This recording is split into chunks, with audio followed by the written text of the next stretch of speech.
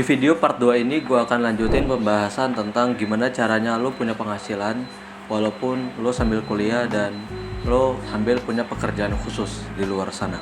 Kalau ada yang nanya kenapa cara ini ngasilin dan kenapa gue bagiin ke kalian dengan cuma-cuma, gue pengen kita semua bergerak bareng-bareng, kan gue sendiri, dan gue pengen nyiptain anak muda yang pinter bisnis, bukan hanya intelektualnya tapi manajemen keuangan dan lainnya bakalan paham. Karena menurut gue ketika lo belajar bisnis, semua ilmu yang ada di dunia ini itu bakalan ngikut, dari manajemen waktu, keuangan, bahkan lo harus punya karakter yang baik sehingga lo bisa menjual sesuatu dengan senang. Langsung aja, yang pertama adalah lo bisa langsung joki tugas. Generasi ke generasi, menurut gua hal yang paling meningkat adalah kemalasan. Kebanyakan yang gue lihat mahasiswa itu adalah orang kaya tapi malas. Mereka rela bayar UKT berjuta-juta, tapi ketika mereka kuliah sebenarnya mereka malas. Karena apa? Karena mereka sibuk pacaran, mereka sibuk nongkrong, main-main gak jelas untuk habisin waktu mereka sendiri yang sebenarnya nggak berguna selama mereka kuliah. Oleh karena itu, gue nyaranin banget kalian buka joki tugas, ya kan? Tapi di sini gue ingetin kalian harus lebih pintar daripada mereka dan kalian harus belajar manajemen waktu supaya kalian bisa buka jasa ini. Strategi dari gue adalah lo mending pelajarin teori-teori yang kebanyakan membuat makalah, yang kebanyakan membuat laporan. Otomatis di sini kebanyakan orang bakalan malas ngetik, bakalan malas nyari ide. Nah, ini bisa jadi peluang buat lo yang mau open joki. Jadi lo nggak perlu buat poster open joki ini, open joki itu. Lo hanya fokus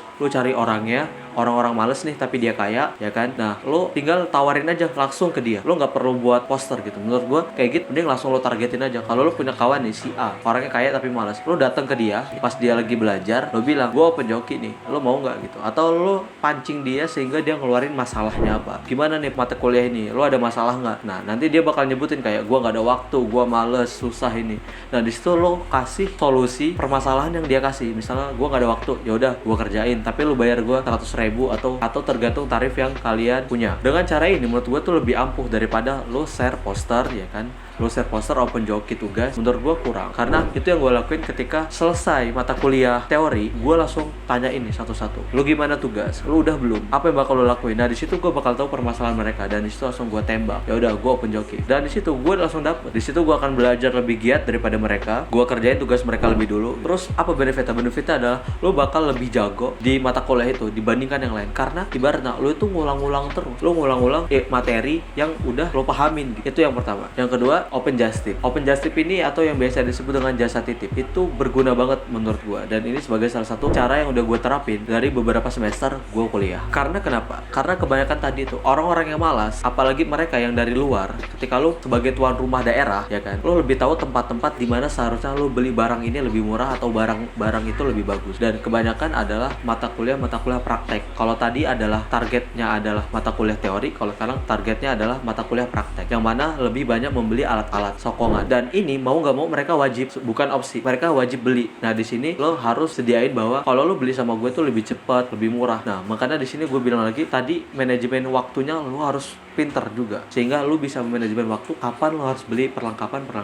yang orang lain udah titip sama lo. Nah, di sini lo bisa dapet relasi toko, alat-alat, sehingga lo bisa dapet harga grosir atau harga murah karena lo beli banyak. Nah, caranya gimana cara dapet kliennya? Cara dapet kliennya, lo datengin teman-teman yang emang males, ya kan, lo tanyain, gue open just tip, kalau lo mau beli apa-apa, list namanya, lo buat list nama di grup, ya kan, lo tanyain, lo tawarin ke teman-teman. Kalau misalnya itu percetakan, lo buat drive, ya kan, lo buat drive, bilang ke teman-teman lo kalau lo mau nyetak upload. Nah, di sini lo harus pintar koreksi juga. Nah, di sini lo bakal belajar lagi nantinya, lo bakalan belajar ilmu gimana percetakan gitu. Jadi tanpa sadar lo udah belajar ilmu yang nggak ada di bangku kuliah. Dari situ aja, ketika lo memulai hal yang kayak gini selama konsisten, menurut gue lo udah selangkah lebih maju apa yang gak mereka punya. Itu tadi open just tip, cari targetnya, kasih solusi ke mereka, lo bilang gue bisa lebih cepat dari mereka. Yang ketiga adalah lo bisa jualan di kantin. Gue yakin deh, universitas atau institut mahasiswanya itu udah ribuan. Nah, bayangin kalau ribuan itu mereka jajan di kantin. Oleh karena itu gue nyaranin banget untuk kalian jajan di kantin. Tapi kalau kalian gak ada modal, gimana caranya? Caranya adalah lo ke pasar, ya, cari toko kue, atau lo sisihin uang jajan lo 100.000 atau 200.000, lo beli kue, ya, terus lo putar, lo beli, lo anterin. Apa resikonya? Resikonya lo harus bangun pagi ke pasar, ya, beli kue, anterin ke kampus. Lu bilang strateginya, bilang aja, lu bilang gue pengen jualan ya kan, lu pengen jualan sambil kuliah ya kan, lu jujur aja kalau lu pengen mandiri. Gue yakin deh justru penjaga kantin itu malah kagum karena masih ada mahasiswa yang mau jualan sambil kuliah, karena jarang. Menurut gue ini salah satu poin penting. Bayangin ketika lu sehari aja lu taruh 100 kue, lu jual di kantin 2.000, lu sehari bisa 100.000, dihitung pajak dari penjaga kantin misalnya, berarti 80.000 kalau misalnya dipotong 10%. Ini satu kantin kampus. Bayangin kalau emang lu banyak relasi yang katanya nongkrong sana sini tadi, lu jualan di setiap kampus, mungkin lu bisa ngitung sendiri berapa omset lu. Dari ketiga hal tadi itu sebenarnya bisa lu hasilin, yang penting lu konsisten terhadap manajemen waktu. Dan memang untuk jadi orang yang berbeda itu lu bakal dapetin resiko-resikonya, lu bakal sepi sama kawan-kawan, lu bakal jarang ikut nongkrong.